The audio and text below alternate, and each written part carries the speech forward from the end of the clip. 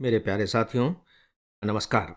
Friends, इससे पहले कि मैं डेली ऑडियो लेक्चर पर आऊँ, आप सबको एक सूचना देना चाहूँगा और आप सबके लिए ये बहुत ही एक सुखद सूचना है।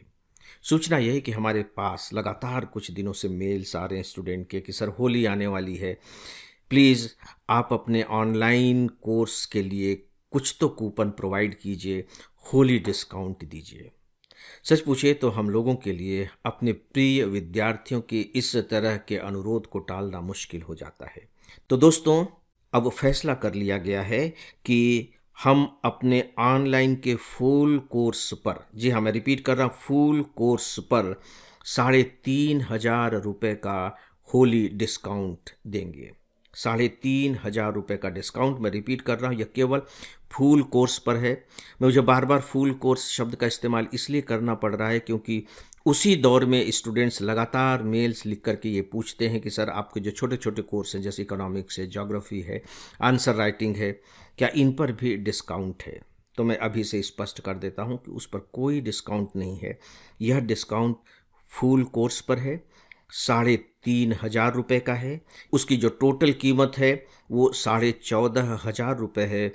उसमें 3,500 रुपये डिस्काउंट करने के बाद यह कोर्स आपको 11,000 रुपये में मिलेगा। इस डिस्काउंट को अवेल करने के लिए आपको डिस्काउंट कोड इस्तेमाल करना पड़ेगा। वह डिस्काउंट कोड क्या है मैं आपको बता रहा हूँ, ध्यान से सुन लें। फिलहाल तो आप लिख ही लें, विचार बाद में कर लीजिएगा। डिस्काउंट कोड है HOLI3500, यानी कि होली 3,500। मैं रिपीट कर रहा हूँ, HOLI3500। और आप ये जानते होंगे कि जब आप इस डिस्काउंट कोड का इस्तेमाल करेंगे तो सभी अक्षर आपको कैपिटल लेटर में लिखने होते हैं। अंतिम एक और बात, यह जो डिस्काउंट है केवल 20 मार्च तक अवेलेबल रहेगा। इसकी जो लास्ट डेट है वह है 20 मार्च। तो दोस्तों, मुझे पूरा विश्वास है कि आप सब इस डिस्काउंट का लाभ उठाते हुए अपने जीवन में कुछ रंगीन और खूबसूरत पल डेफिनेटली बिखेरना चाहेंगे। तो आज हम लोग डेली ऑडियो लेक्चर में दोस्तों बात करने जा रहे हैं खासकर लोकसभा के चुनाव से पहले जो क्षेत्रों के परिसीमन को लेकर के विवाद की शुरुआत हो गई है।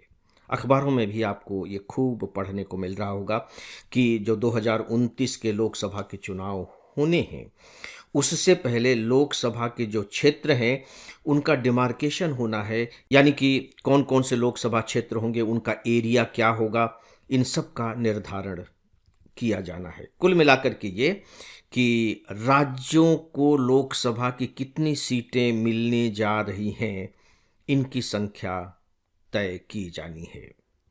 इसको लेकर के विवाद है। अब आपके मन में ये प्रश्न जरूर आया होगा कि इसको लेकर के विवाद क्या हो सकता है। जी हाँ, यह विवाद है और सच पूछे तो तार्किक दृष्टि से ये बहुत सही विवाद है। तार्किक दृष्टि से ही नहीं बल्कि लोकतांत्रिक पद्धति से हम सोचें तब भी यह विवाद बिल्कुल सही है। देखिए, हमारे यहाँ जो लोकसभा के क्षेत्र का निर्धारण किया गया है वह मूलतः जनसंख्या के आधार पर है। सामान्यतः यह फार्मूला बनाया गया था कि 12 से 15 लाख की जनसंख्या पर लोकसभा का एक सदस्य होगा, लेकिन हम इसको आज फुलफिल नहीं कर पा रहे हैं।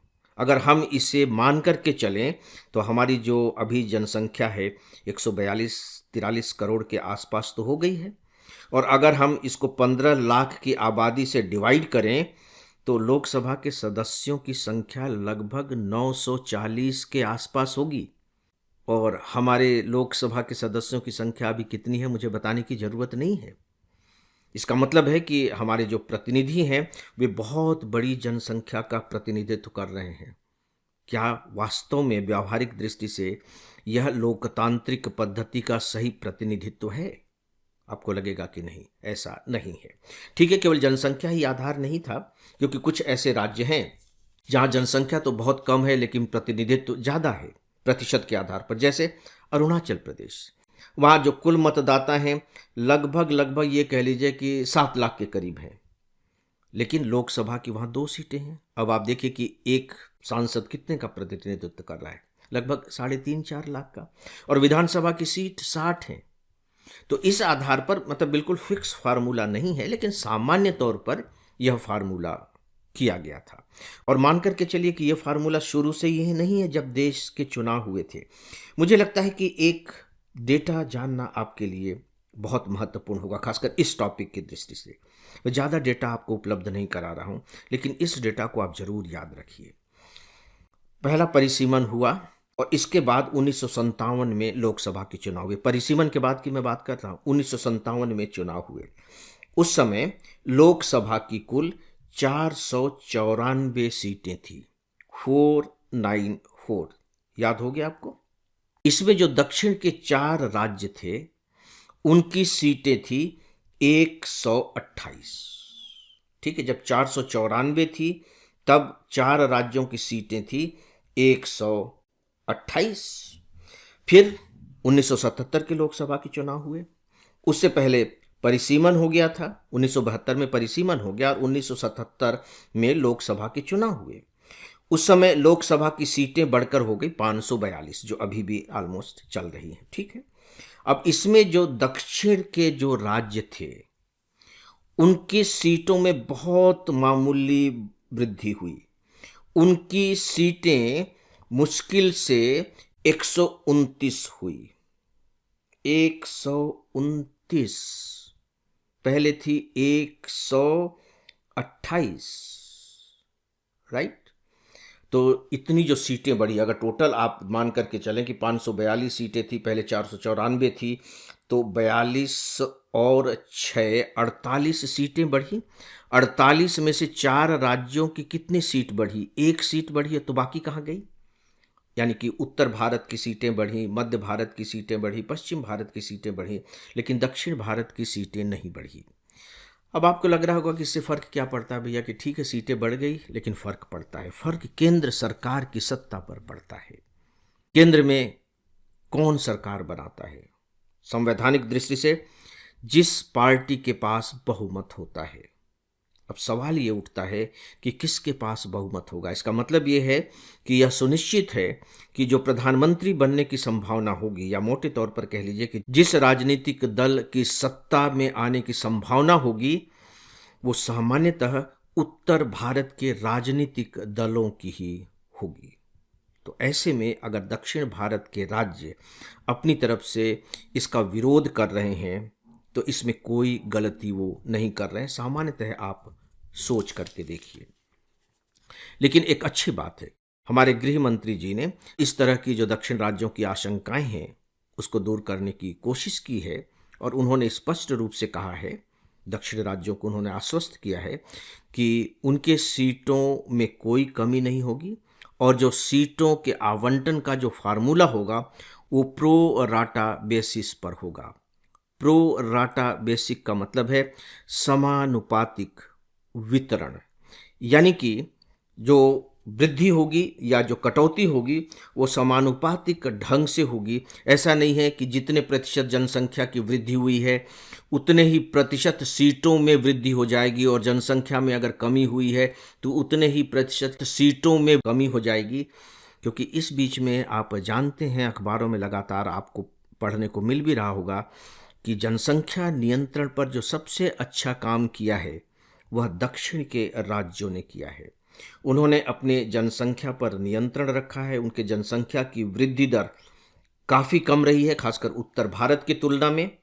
तो ऐसे में वो कह रहे हैं कि हमने जनसंख्या पर नियंत्रण किया, जो हमारी राष्ट्रीय नीति रही है, हमने उस राष्ट्रीय नीति को फॉलो किया, उसके परिणाम दिए, और हमें उसकी सजा इस रूप में मिलेगी कि लोकसभा में हमारे सदस्य कम हो जाएंगे।